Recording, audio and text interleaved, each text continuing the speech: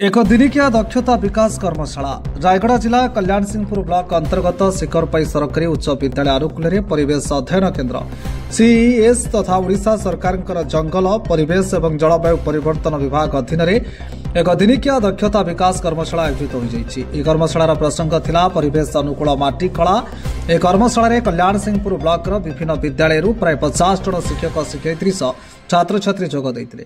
ए कर्मशालार मुख्य आभिमुख्य थिला पिलामाने एवं युवपीढ़ी प्रकृति एवं व्यवहारिक कार्यकलाप अभिज्ञता सहित श्रेणीगृह लाभ करुवा ज्ञान को परिपूरक करने प्रकृति सह जड़ित हुई माटी को तथा माटी को नहीं बंचुवा कर्मजीवी मानक सम्मान देवा।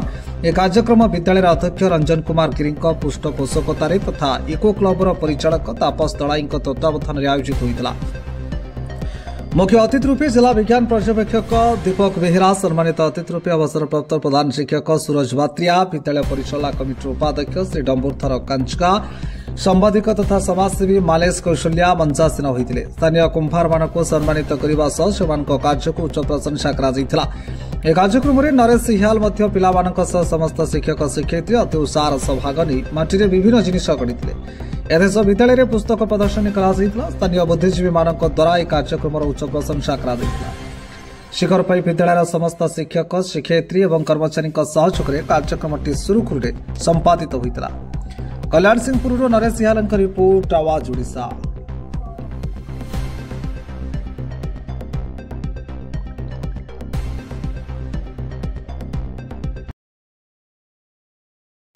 रंजित कुमार गिरी, हेडमास्टर गवर्नमेंट हाई स्कूल शिखरपाई।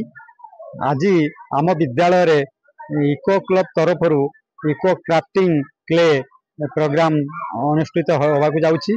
तेणु यही प्रोग्राम अति आनंदर सह छात्र छात्री मानकर गहन रे एवं अभिभावक माने एवं ए अंचल केते बुद्धिजीवी आज उपस्थित अछंती। ताहाकू सरस सुंदर करिया पई समस्ते सजाग अछंती, समस्ते चेष्टा करूचंती एवं छात्र छात्री मानकर आनंदर उत्सव कहले अत्युक्त हब नहीं। छात्र छात्री माने बहु खुशी आज विचरण करुचंती विद्यालय मध्य एवं यही पाख विद्यालय केतेक छात्र छात्री शिक्षक शिक्षयित्री मध्य आसी एठी उपनीत होइचंती एवं सहयोग करुचंती।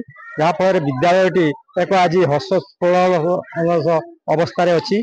तेणु आए जो क्राफ्टिंग केमिति कादुअरु करा जाई ताहाको केमिति हमर मानव संबल रे लगा जाई पारिबो, समाज रे यही प्रकार क्राफ्टिंग करी केमिति समान संबल निजे तैयारी करि पारिबे सेही तरह महत्व उद्देश्य छात्र छात्री मानक पई यह एक गुरुत्वपूर्ण भोकेशनल ट्रेनिंग अच्छी, भोकेशनल कोर्स अच्छी तन्मध्य ये गोटे अन्यतम। तेणु आज आम यही विद्यालय रे डीओ सार परमिशन रे आज अनुष्ठित होइछि। ब्लॉक लेवल ब्लॉक रू विभिन्न विद्यालय रू आसचंती सार माने आसचंती, छात्र छात्री माने आसचंती तथा ए अंचल जो माने रिसर्च पर्सन अछंती क्ले उपरे माने तैयारी करबा जिंस उपरे इको क्लब रिलेटेड।